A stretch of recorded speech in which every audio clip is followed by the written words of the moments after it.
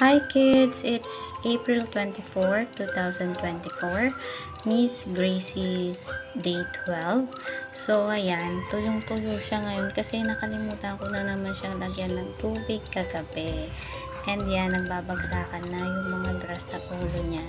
Pero hindi ko muna susukatin ngayon ulit kasi bala ko siyang bilhan ng pin. Tatalian natin yung mga grass niya. And hindi ko na rin muna ititrim. So, yan yung likuran niya ngayon. Ayan. Tumataas na rin yung mga nadagdag na grass sa kanyang likuran. And may nahulog. Ayan, hindi ko alam kung saan nanggaling yan. And, ayan, lalagyan natin siya ng tubig at papaarawan ulit.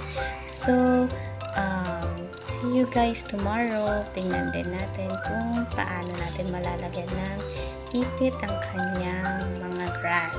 Okay? Bye, kids!